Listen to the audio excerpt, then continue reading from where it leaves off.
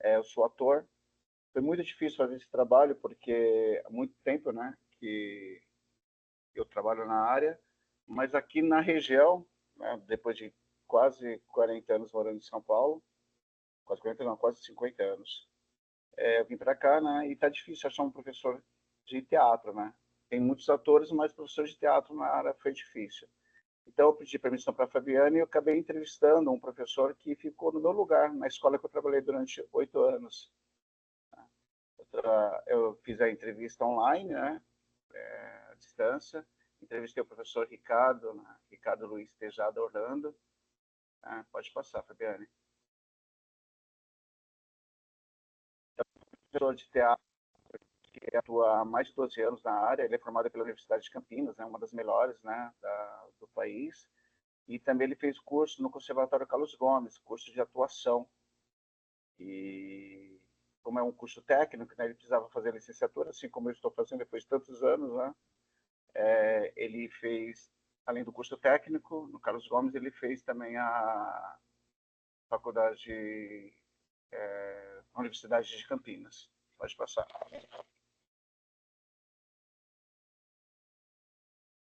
Então, eu perguntei para ele quais as habilidades mais importantes. Eu fiz 10 perguntas para ele, né? Incluí uma, né, na época da pandemia, né? Como que ele fez para fazer as aulas, né? Mas dentro dessas 10 perguntas, eu destaquei essas três, né? Perguntei para ele assim, quais as habilidades mais importantes que o professor desenvolveu no decorrer da formação. Aí ele colocou para mim, que eu achei muito interessante, foi que ele acredita que a maior habilidade seja a percepção do aluno.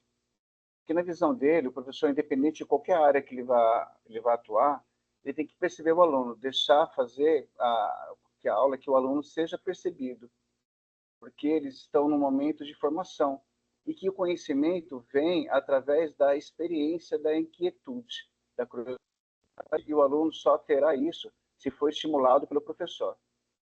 E ver esse aluno sendo instigado pelo professor a fazer algo, essa instigação, depende de o aluno ser percebido. Então, para ele, a prioridade assim, de qualquer professor, independente da área, é perceber o aluno. Né? E outra pergunta que eu achei muito interessante é assim, quais os componentes necessários para um professor desenvolver uma educação de qualidade? Ele colocou que o professor precisa ter uma gama de conhecimento técnico na área, um conhecimento social e socioemocional, de como trabalhar com os alunos e entender como é que funciona a cabeça de um aluno, como funciona a transmissão de conhecimentos e a sua absorção, habilidade de controle do temperamento em salas de aula que são muito diferentes e trabalhar engajamentos, principalmente engajamentos nas salas de aula. Né? Eu trabalhava muito isso quando eu fazia com os alunos lá em São Paulo. Né? E tem uma série de componentes que o professor precisa aprender a lidar para ser ter uma educação de qualidade. E a última pergunta que eu achei muito pertinente que eu fiz para ele foi como você visualiza a educação no cenário futuro e como você ministrou as suas aulas à distância na época da pandemia. Ele acredita que cada vez mais os professores terão aulas mais individualizadas, que a gente até estudou isso com a Fabiana, né? De ter essa percepção de cada aluno, né? E com um nível de inteligência artificial mais presente em sala de aula. Na época da pandemia, ele trabalhou com crianças com condições sociofinanceiras muito baixas, mas foi incrível para ele perceber o quanto a construção sonora foi aplicada. Ele trabalhou, construiu uma radionovela, olha que interessante, construiu uma radionovela com os alunos e construção de jogos de RPG virtual. Isso foi muito bacana para ele.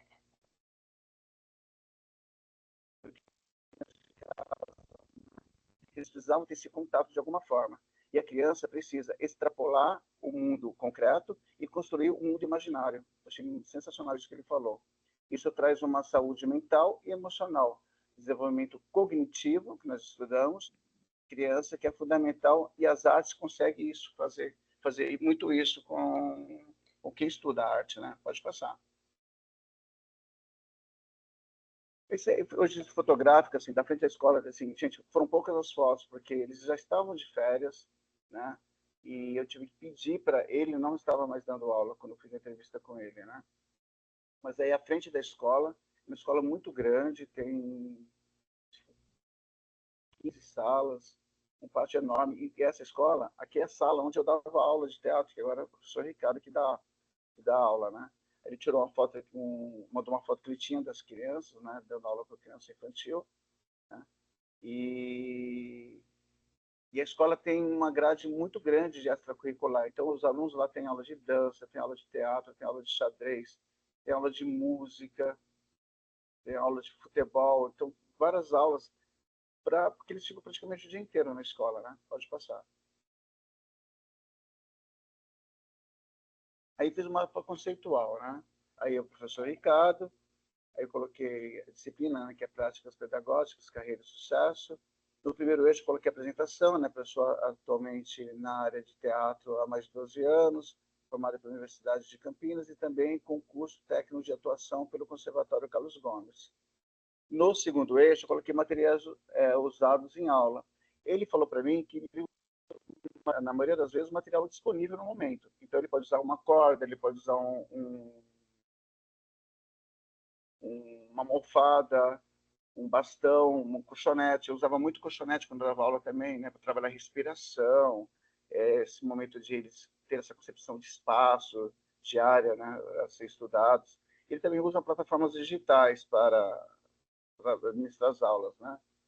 E no terceiro eixo eu coloquei as habilidades principais. Ele falou que ele acredita que a habilidade principal de um professor seja a percepção, como eu falei, né? Que eu apresentei lá para vocês, né? Na visão dele, o professor, independentemente de qualquer coisa, precisa perceber o aluno em sala. No quarto eixo, eu coloquei o futuro da educação. Ele falou assim, para o futuro da educação, na área dele, o professor espera que o aluno seja cada vez mais percebido em salas de aula, pois é através dessa instigação, ele falou muito isso, frisou muito sobre essa instigação, que o aluno terá o melhor aprendizado. Aí eu coloquei assim lá em cima, né, o entrevistado acredita que a inquietude seja a principal arma para que o professor oriente e guie os seus alunos, mais do que em si transmitir conhecimento. Então eu achei essa frase sensacional, porque em todas as inquietude seja a principal arma para que o professor oriente e guie seus alunos. Tá? Mais do que passar conhecimento, a gente precisa instigar esse aluno. Né? Pode passar.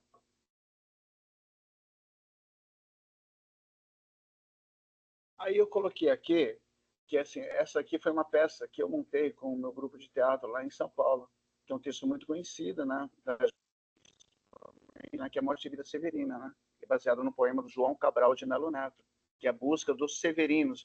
Então, quando eu montei essa peça, eu acredito que, assim, que os severinos são todos nós, né, seja do Nordeste, seja do Sul, do Sudeste, são aquela busca por uma coisa melhor, algo melhor na vida, né, dessa peregrinação que nós temos até de para outro país, ou de vir de outro país para cá, né. Aí eu coloquei assim, é muito gratificante falar sobre uma área que amo muito e que estou há muito tempo, ou seja, por mais de 30 anos. Como o próprio entrevistado mencionou em suas respostas, o teatro tem o poder de socializar o ser humano. Através do teatro, temos a possibilidade de aprendermos a desenvolver melhor a nossa dicção, perdermos a timidez e, principalmente, a socializar, ou seja, aprendermos a trabalhar em grupo. Para a criança, principalmente, aprender a usar o seu mundo imaginário e não ficar somente no seu mundo concreto. Eu acredito que não seja não só para a criança, seja para todos nós. Aí eu terminei com uma frase do Charles Chaplin, que eu sempre usei na minha vida, tá? A vida é uma peça de teatro que não permite ensaios. Por isso, cante, chore, dance, ria e viva intensamente antes que a cortina se feche e a peça termine sem aplauso. Então é isso na vida da gente, né? A gente sempre tem que abrir as nossas cortinas e chorar, cantar, rir, dançar e fazer a nossa vida correr. Obrigado, gente. Essa apresentação.